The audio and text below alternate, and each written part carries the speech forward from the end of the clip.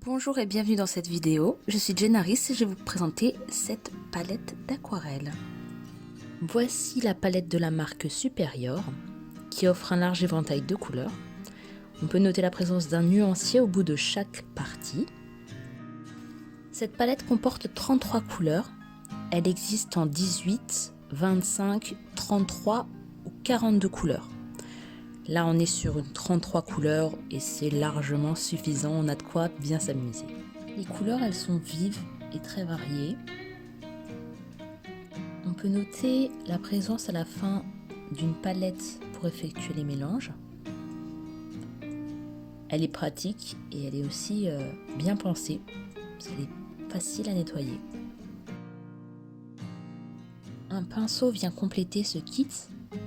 Il est en poil synthétique et il possède un réservoir à eau.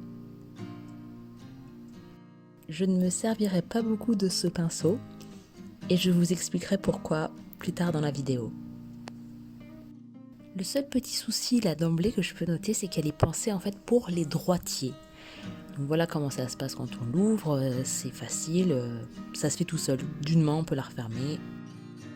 Le fait est que je suis gauchère et donc là ça se corse. Là ça se bloque un petit peu plus, je peux pas l'ouvrir d'une seule main, ni la refermer. C'est moins pratique, mais on va dire que ce n'est pas grave, c'est un détail. C'est une très belle palette et il me tarde de vous montrer comment je m'en suis servie pour la première fois. Ici c'est mon tout premier contact avec la palette. Je vous avoue que j'étais extrêmement surprise par le haut taux de pigmentation. C'est très pigmenté, ça peut surprendre. J'ai dû utiliser des couleurs très diluées. J'étais un petit peu dubitative.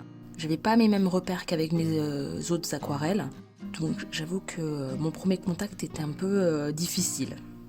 Elle se comportait d'une façon dont j'avais pas forcément l'habitude. C'est-à-dire que ça faisait des sortes d'aplats, des sortes de taches qui me plaisaient pas forcément. Au départ, je me suis dit que ça s'engageait pas très bien. Mais bon, après, je me suis dit, je vais quand même continuer, on va voir comment ça se passe. C'est pas les premières minutes qui comptent. Il va falloir que je rôde un petit peu cette aquarelle pour voir ce qu'elle a dans le ventre. Les aplats sont pas parfaitement bien faits, on voit vraiment des traces sous la bouche du petit prince. Voilà, les traces, c'est un peu malheureux. Donc là, je vais passer dessus et essayer de corriger ça. Mais ça a été beaucoup comme ça, du tâtonnement, de mettre un aplat, le corriger derrière, diluer, reprendre. On va accélérer un petit peu les choses, on va reprendre depuis le début en accéléré. Donc oui, c'était toujours cette idée d'ajustement, de toujours régler les teintes et le comportement du pigment sur le papier. J'ai beaucoup utilisé le chiffon. J'utilise beaucoup parce que justement je me suis parfois laissé surprendre. C'était très foncé. Donc j'ai décidé d'y aller vraiment progressivement sur les couleurs.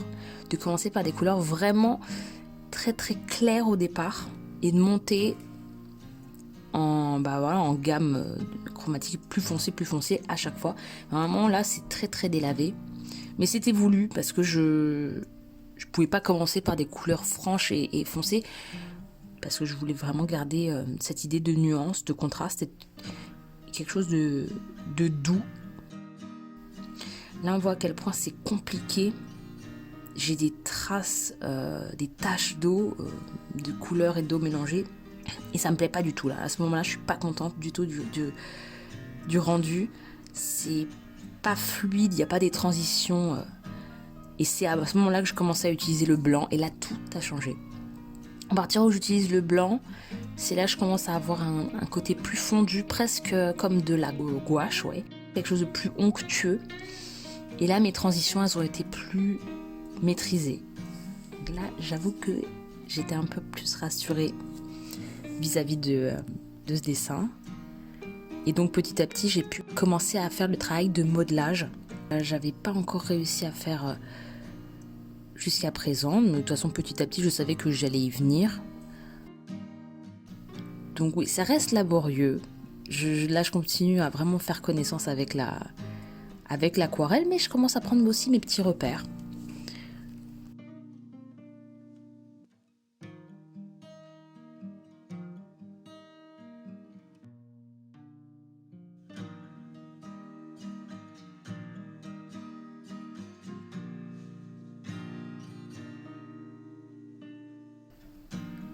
C'est des couleurs qui sont vraiment très vives et c'est vraiment très agréable de les travailler. Pour le coup, c'est des couleurs il faut juste savoir doser. Enfin, c'est ce que j'ai ressenti, c'est une question de dosage, quoi.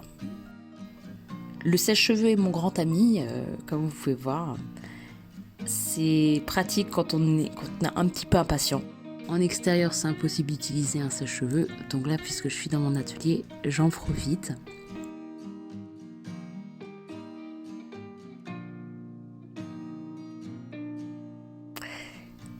J'ai oublié de me servir de la palette qui est là. C'est pas grave, c'est comme ça. Bon, on va dire que ça m'en fait 2. Je vais continuer sur le fond de la palette aquarelle parce que bon, maintenant que c'est fait, mes mélanges ils sont déjà présents, donc on va continuer. J'ai rapidement arrêté d'utiliser le pinceau qui était fourni avec parce qu'il n'était pas du tout adapté. Je dois avouer que je n'aimais pas du tout. Les poils étaient hyper rêches, ces poils synthétiques. Le côté réservoir à eau me semblait complètement inutile parce qu'il n'y a juste pas assez d'eau. Il faut énormément d'eau pour faire de l'aquarelle. Il faut nettoyer les couleurs à chaque fois et ce petit réservoir d'eau, c'est un petit peu inutile, hein, je vais pas mentir. J'utilise plutôt mon pinceau Revel et que j'adore d'ailleurs. Et je vais l'utiliser tout du long. C'est le seul pinceau que j'ai utilisé parce qu'il est souple et fin, donc ça me permet de faire des aplats et en même temps de rentrer aussi, de faire des détails. Donc je change jamais de pinceau. Et c'est assez pratique. Donc là, je continue à rentrer dans les petits détails. Et là, je passe au décor que j'avais beaucoup repoussé. Hein. Je me posais vraiment des questions sur comment est-ce que j'allais régler cette affaire. Je pensais même à un moment le laisser violet, mais bon, finalement, j'ai cédé à la couleur.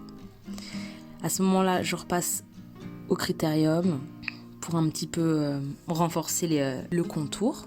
J'utilise un papier calque parce que j'ai une tendance aussi à un peu salir mes dessins quand je passe dessus.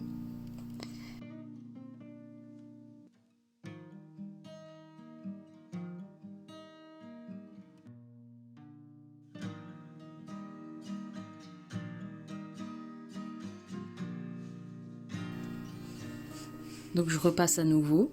Celui-ci par contre, ce critérium, c'est mon préféré. C'est le Kuru Toga de la marque Uni. À ce moment-là, j'utilise de l'aquarelle blanche de Winsor & Newton, que j'adore, le blanc de titane. Il est vraiment bien blanc comme il faut.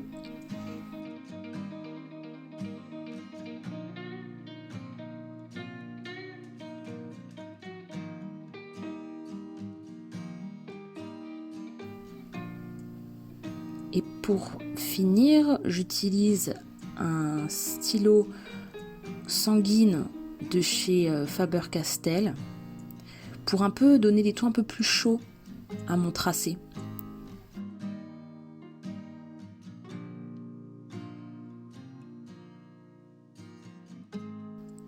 Voici le résultat final.